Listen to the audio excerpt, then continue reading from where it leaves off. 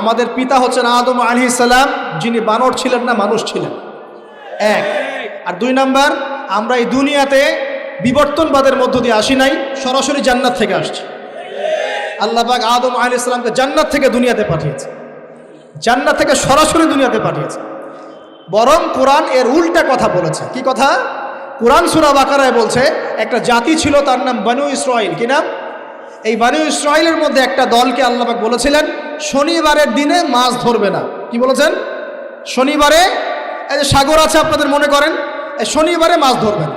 তো বনু ইসরাইল বেশি চালাক, অতি চালাক, যারা ওই যে প্যালেস্টাইন দখল করে বসে আছে, ওরা দাবি করে আর কি, আসলে এরা সত্যিকারের বনু ইসরাইল নয়, এরা ইউরোপিয়ান জিউস, এরা কিন্তু সত্যিকারের বনু ইসরাইল নয়।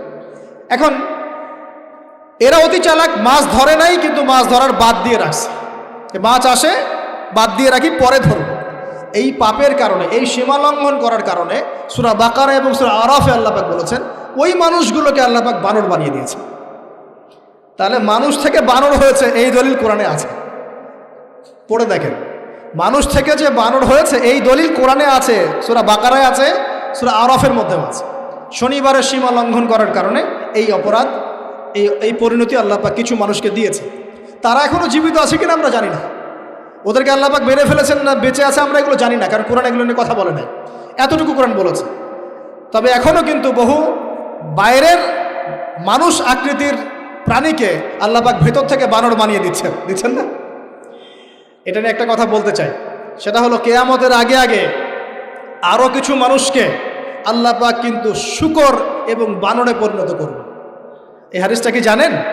হাদিসটা শুনে রাখেন, এটা আখিরুজ জামান বা কিয়ামতের আলামত সংক্রান্ত হাদিসগুলোর মধ্যে পাবেন। আল্লাহর রাসূল সাল্লাল্লাহু আলাইহি ওয়াসাল্লাম বলেছেন কিয়ামতের আগে আগে আমার উম্মতের মধ্যে, ভালো করে শোনেন, কিয়ামতের আগে আগে আমার উম্মতের মধ্যে একদল মানুষ বের হবে যারা মদ পানকে হালাল মনে করবে। কাকে? মদ পান করাকে হালাল মনে করবে। যারা বাদ্যযন্ত্র, গায়িকা, নায়িকা এগুলো নিয়ে নর্তকী নাচাবে রাতের বেলা, এগুলোকে হালাল মনে করবে। যারা অশ্লীলতা, বেহায়াপনাকে জায়েজ করে নিবে। ঠিক আছে, এরকম কয়েকটা পাপের কথা বলে নবীজি বলছেন একদিন সকালবেলা আল্লাহ পাক তাদেরকে ঘৃণিত বানরে পরিণত করবে। এটা হবে সামনে, কখন কিভাবে হবে আল্লাহ ভালো জানে। এবার আমি কনসেপ্টে চলে আসি। এই যে পৃথিবীতে নেমে আসলাম, তাহলে আমরা কোত্থেকে আসছি ভাই? আমরা কি পৃথিবীর অধিবাসী ছিলাম? আমরা জান্নাতে ছিলাম, ওখান থেকে আল্লাহ পাক পাঠিয়েছে। এবার পৃথিবীতে এসে আদম আলাইহিস সালামের যুগে খুব একটা দুর্ঘটনা ঘটে নাই, একটা ঘটেছে। কয়টা? একটা। ভাই হাবিলের কুরবানি কবুল হয়, কাবিলের অন্তর্দাহ হয়, জ্বালা হয়। কেন হাবিলেরটা কবুল হবে, কাবিলের কেন হচ্ছে না? এই হিংসার বশবর্তী হয়ে কাবিল হাবিলকে হত্যা করে ফেলে। হত্যা করে লাশটা দাফন করার পদ্ধতিও তার জানা ছিল না। আল্লাহ কাককে পাঠালেন, কাককে দেখে সে শিখল। প্রথম দুর্ঘটনা হচ্ছে হাবিল কাবিলের দুর্ঘটনা। বলে রাখি, আজকেও নিজের ভাইয়ের বেশে বহু কাবিল মুসলিম সমাজের মধ্যে ঘুরে বেড়ায়। নিজের ভাইয়ের লেবাসে, পোশাকে, সুরতেই বহু কাবিল এখনও কিন্তু মুসলিম সমাজে ঘুরে বেড়ায়। তো আমরা কাবিলদেরকে কাবিলের পরিণতি সম্পর্কে সচেতন করতে চাই। হাবিল বলেছিল তুমি যদি আমাকে মারতে আসো, আমি তোমাকে মারার জন্য হাত বাড়াবো না। হাবিল জান্নাতে যাবে আর কাবিল জাহান্নামে যাবে। কেন কাবিল জাহান্নামে যাবে? নবীজি বলেছেন পৃথিবীর প্রথম হত্যাকাণ্ড সংগঠিত করেছে কাবিল। এ কারণে পৃথিবীতে যত খুন হবে সমস্ত খুনের পাপের একটা অংশ কাবিলের আমল নামায় যোগ করা হবে। বলে নাউজুবিল্লাহ। একটা কথা মনে রাখবেন, সদকায়ে জারিয়া যেমন আছে, গুনাহে জারিয়াও আছে। একটা মদের দোকান দিয়েছেন, যত মানুষ মদ খাচ্ছে সমস্ত গুনার একটা অংশ আপনার কাঁধে আসছে। সিনেমা হল করেছেন, মানুষ সারাদিন নেকড়া ছবি দেখে, নগ্ন ছবি দেখে, যত মানুষ এখানে পাপ করবে সমস্ত পাপের একটা অংশ আপনার কাঁধে যাবে। আবার একটা মাদ্রাসা করেছেন, যত মানুষ এখানে দ্বীনি ইলম শিখবে এই নেকির একটা অংশ আপনি পাবেন ইনশাআল্লাহ। মরে গেলেও কবরে পাবেন ইনশাআল্লাহ। আল্লাহ পাক আমাদের সবাইকে সদকায়ে জারিয়া করার তৌফিক দেন, গুনাহে জারিয়া থেকে বাঁচিয়ে রাখুন।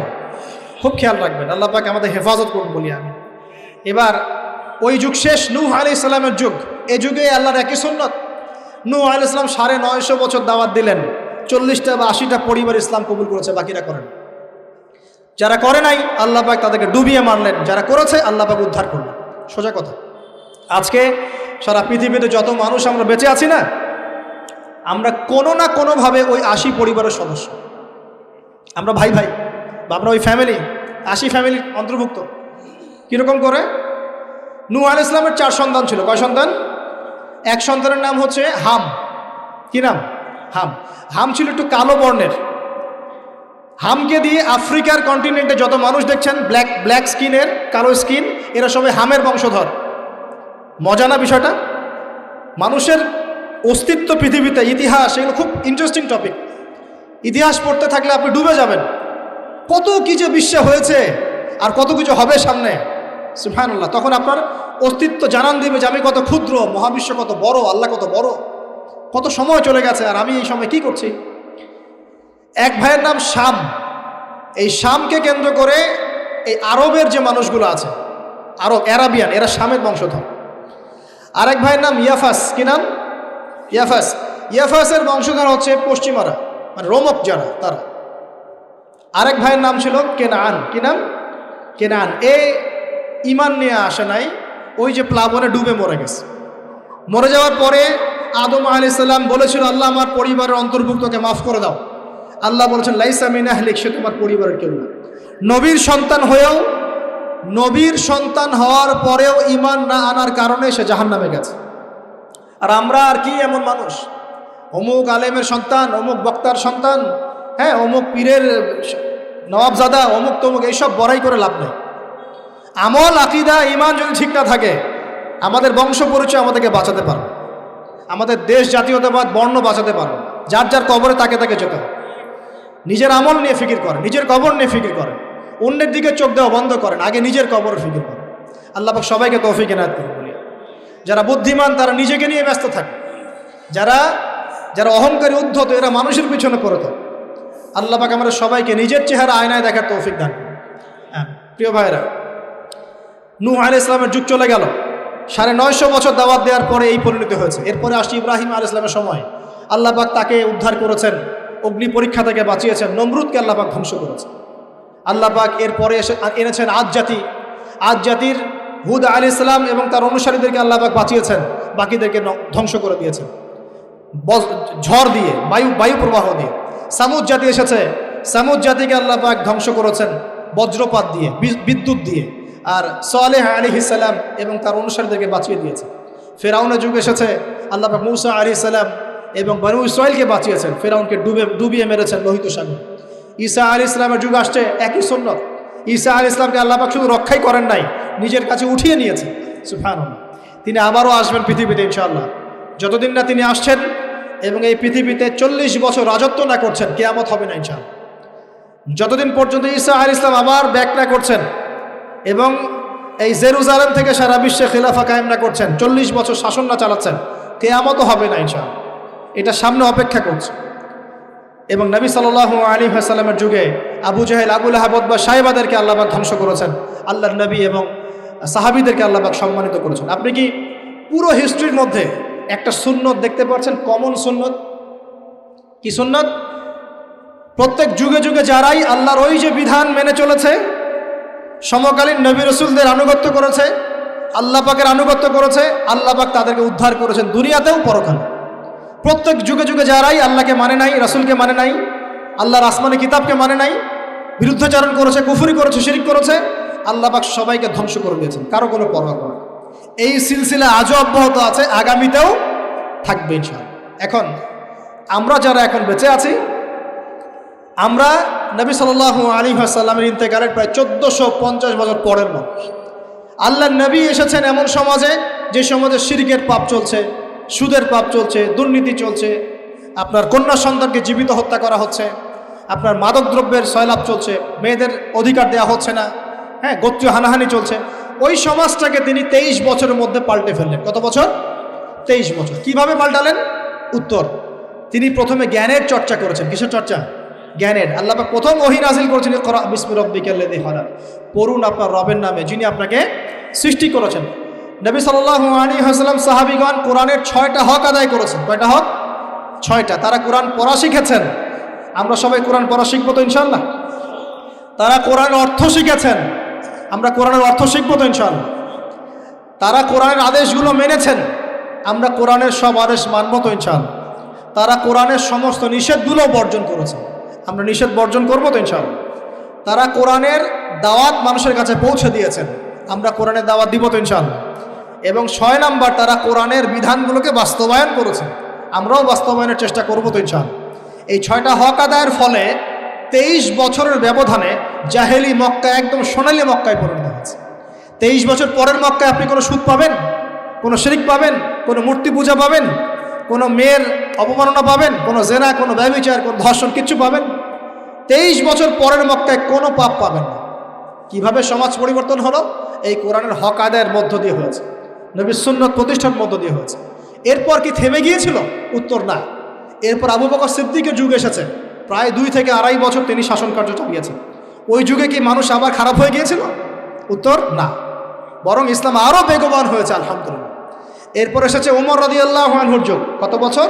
প্রায় 10 বছর। কত বছর? 10 বছর। এই 10 বছরে কি মুসলিমরা আবার খারাপ হয়ে গিয়েছিল? ওমর রাদিয়াল্লাহু আনহুর কোর্টের মধ্যে কি প্রতিদিন কেস আসতো? সারা বছরে একটা কেসও আসতো না। মানুষ এত ভালো ছিল, সারা বছরে একটা কেসও আসতো না।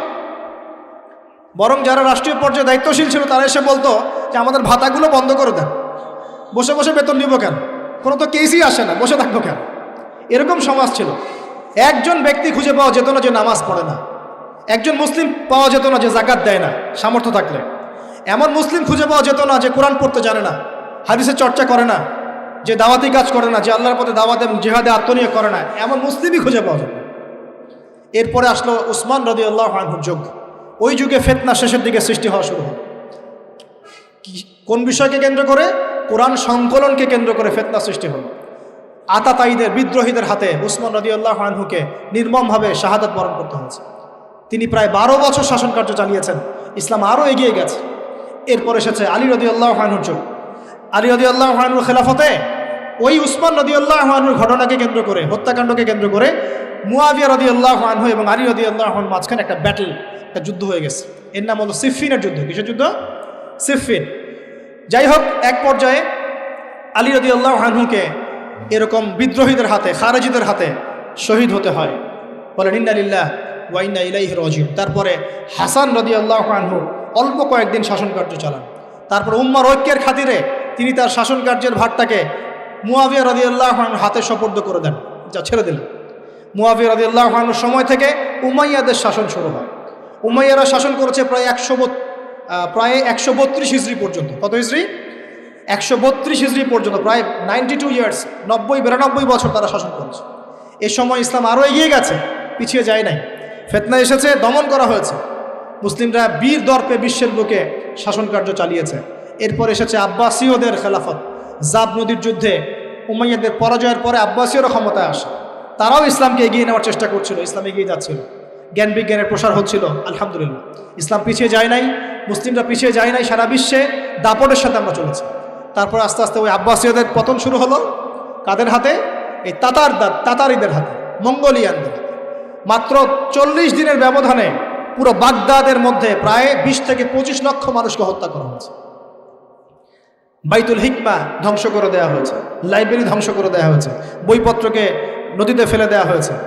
তারা ছিল উগ্র জাতি। মঙ্গোলিয়ানদের নাম শোনে নাই? হালাকু খান নাম শুনেছেন? চেঙ্গিস খান, হালাকু খান নাম শোনে নাই?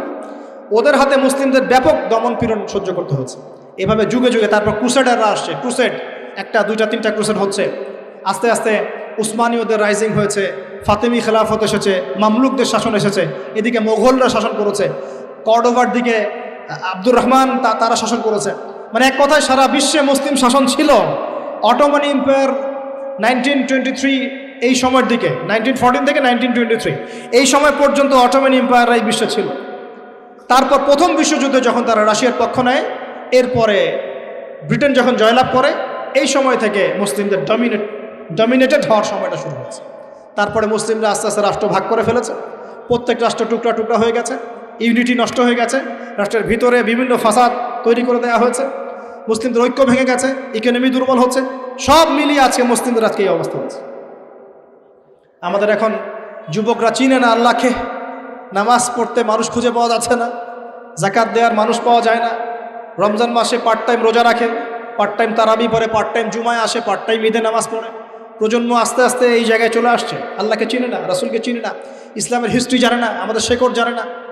এমনি এমনি হয়নি, লাস্ট 100 বছরে এই জায়গায় আমরা আসছি। লাস্ট 100 বছর হিস্ট্রি ভালো করে পড়ে দেখবেন, বলার সময় নাই এখানে। লাস্ট 100 বছর হিস্ট্রি পড়ে দেখবেন যে জায়গায় আমরা ছিলাম সেখান থেকে একদম তলানিতে নেমে চলে আসছি। এখন প্রশ্ন হচ্ছে, এই অবস্থায় কি চিরস্থায়ী থাকবো, নাকি এখান থেকে আমরা সামনে যাব?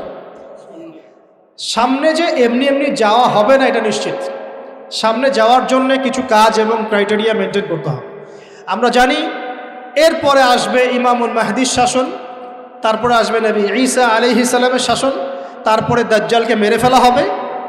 আর দাজ্জালকে মেরে ফেলার আগে দাজ্জাল তার অনুসারীদেরকে নিয়ে বিশ্ব শাসন করবে 40 বছর। 40 বছর না, 40 দিন। 40 দিন। প্রথম দিন হবে 1 বছরের সমান, দ্বিতীয় দিন হচ্ছে 1 মাস, তৃতীয় দিন 1 সপ্তাহের সমান। তারপরে দিনগুলো আমাদের দিনের মতোই। এরপর ঈসা আলাইহিস সালামের আগমনের মধ্য দিয়ে তার ধ্বংস হবে। এরপর ইয়াজুজ আর মাজুজ বের হবে। ইয়াজুজ আর মাজুজ খুব হিংস্র হবে, তাদেরকে হত্যা করার ক্ষমতা মুসলিমদের থাকবে না। মুসলিমরা তুর পাহাড়ে আশ্রয় নেবে। আল্লাহ পাকের গজবে তাদের ঘাড়ের মধ্যে একটা ভাইরাস জন্ম নেবে, এতে তারা মারা যাবে। বড় বড় নখরওয়ালা প্রাণী আল্লাহ পাঠাবেন, পাখি, এরা এসে এদেরকে উঠিয়ে উঠিয়ে কোনো জায়গায় ফেলে দিবে, মহাবিশ্বের কোনো এক জায়গায় এনে ফেলে দেবে। তারপর আল্লাহ পাক বৃষ্টি বর্ষণ করবেন, প্রচুর বৃষ্টি বর্ষিত হবে এবং বিশ্বের এই জমিনটা উর্বর হবে। তখন একটা ডালিম দেখেছেন ডালিম? একটা ডালিম একটা পরিবার খাবে। একটা ডালিমের খোসার মধ্যে একটা পরিবার আশ্রয় নিতে পারবে। এত বড় বড় ফসল হবে। 40 বছর ঈসা আলাইহিস সালাম এই বিশ্বকে শাসন করবে ন্যায়ের ভিত্তিতে, আদালতের ভিত্তিতে। ঘাটে মহিষে 1 ঘাটে পানি খাবে, বাঘে মহিষে 1 ঘাটে পানি খাবে, কেউ কারো উপর জুলুম করবে না।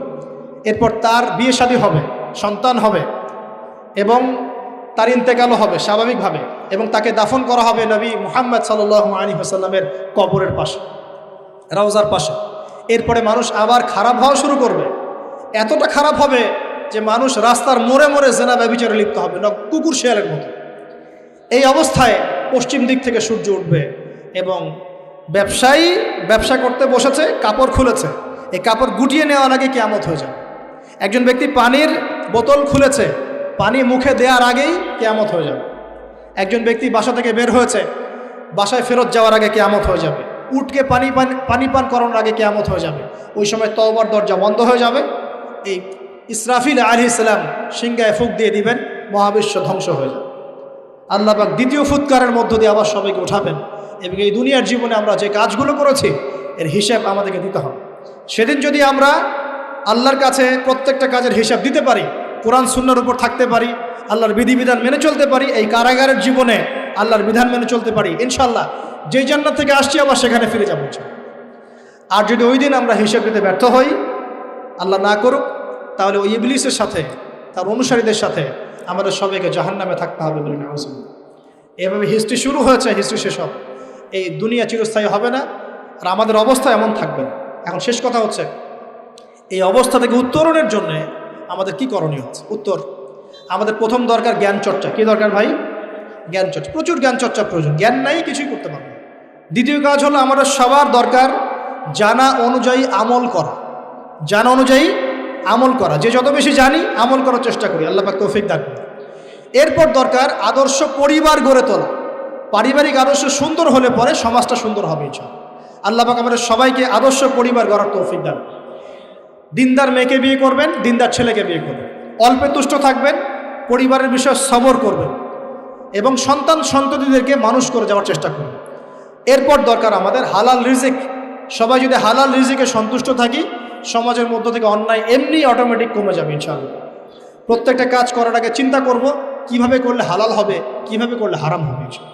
এরপর দরকার নবী সাল্লাল্লাহু আলাইহি ওয়াসাল্লামের সুন্নাহ মাফিক জীবন গড়া। 24 ঘন্টার দিন রাতে যে কাজগুলো আছে, এই কাজগুলোকে নবীর সুন্নত অনুযায়ী করার চেষ্টা করব, আল্লাহ পাক তৌফিক দান করুন বলি। আরও দরকার আমর বিল মারুফের কাজ করা, মানে সৎ কাজে আদেশ করা। আমাদের সবাইকেই দাওয়াতি কাজ করতে হবে।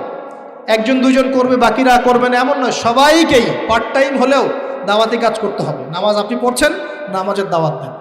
আপনি জাকাত দিচ্ছেন, জাকাতের দাওয়াত দেন। আপনি রমজান মাসে রোজা রাখছেন, অন্য ভাইকেও রোজা রাখতে উৎসাহিত করেন। আপনি সুদ খাচ্ছেন না, অন্য ভাইকেও নিষেধ করেন, ভাই আপনিও খায় না। আমি যা করি সেটা আপনি অবশ্যই প্রচার করবেন, আপনি যা করেন সেটা আপনি প্রচার করবেন, যা করেন না সেটা বলতে যাওয়ার দরকার নেই। তবে হ্যাঁ, আমলের কথা আপনি বলতেই পারেন। যদি আপনি তাহাজ্জুদ নিয়মিত পড়তে নাও পারেন, মানুষকে আপনি বলতে পারবেন তাহাজ্জুদ নামাজ পড়েন, তাহাজ্জুদ নামাজ পড়া ভালো। ইনশাআল্লাহ আস্তে আস্তে আপনি নিজেও আমল করার চেষ্টা করবেন, আল্লাহ পাক তৌফিক দান। আমর বিল মারুফ, সৎ কাজে আদেশ করতে হবে। আরেকটা হচ্ছে অসৎ কাজে নিষেধ করতে হবে। সৎ কাজে শুধু আদেশ করলেই হয় না, অসৎ কাজেও কি করতে হয়? নিষেধ করতে হয়। মনে রাখবেন, শুধু সৎ কাজে আদেশ করলেই জীবনেও কোনোদিন আপনার উপর কোনো বালা মুসিবত, বিপদ আপদ, গালি তহমত আসবে না। যখন আপনি সৎ কাজে আদেশের সাথে সাথে অসৎ কাজেও নিষেধ করা শুরু করবেন, তখন চতুর্দিক থেকে আপনার উপরে বাধা আসা শুরু হবে। এটাই সুন্নত। তবে এটা নবীর সুন্নত। আল্লাহ পাক বলছেন, কুনতুম খায়রা উম্মাহ উখরিজাত লিন-নাস তা'মুরুনা বিল মা'রুফ ওয়া তানহাউনা আনিল মুনকার ওয়া তু'মিনুনা বিল্লাহ। আর আমাদের দায়িত্ব হচ্ছে পরবর্তী প্রজন্মকে মানুষ করে যাওয়া, নিজেদের জানমাল সময় শ্রম দিয়ে আল্লাহর জমিনে আল্লাহর দিনটাকে প্রচার করা, প্রসার করা, প্রতিষ্ঠার চেষ্টা করা, এবং চরমপন্থী না হওয়া, আবার গোলালু মার্কা শৈথিলতাবাদীও না হওয়া, মধ্যমপন্থী থাকা, নিজের দায়িত্ব পালন করা, অন্যকে দিনের দিকে ডাকা, আমাদের ঊর্ধ্বতন কর্তৃপক্ষ যারা থাকবে সবার সামনে ইসলামটাকে যুগোপযোগীভাবে সত্য মিথ্যাকে স্পষ্ট করে দিয়ে উপস্থাপন করা। তারা যদি কবুল করে আলহামদুলিল্লাহ, যদি নাও করে তাদের দায়িত্ব তাদের, আমাদের দায়িত্ব আমাদের। That's all. আল্লাহ রাব্বুল আলামিন আমাদের সবাইকে কুরআন সুন্নাহ মাফিক জীবন করার তৌফিক দান করুন, বলি আমিন। আমাদের সবাইকে আল্লাহ পাক পুরো ওয়ার্ল্ড হিস্ট্রি পড়ার তৌফিক দান করুন, কোরআনের জ্ঞানী হওয়ার তৌফিক দেখ, এর অর্থ বোঝার তৌফিক দান করুন, নবীর সুন্নাহ মাফিক জীবন করার তৌফিক দান করুন, হালাল খাওয়ার তৌফিক দেখ, আদর্শ পরিবার গড়ার তৌফিক দান করুন, এবং দিন ইসলামকে বিজয়ী করার জন্য আমাদের জানমাল সময় শ্রম ব্যয় করে আল্লাহর পথে কাজ করার তৌফিক এনায়েত করুন। সকলেই বলে আমিন। আকুলু কাওলি হাযা আস্তাগফিরুল্লাহ লি ওয়া লাকুম ওয়া লিসাইরিল মুসলিমিন।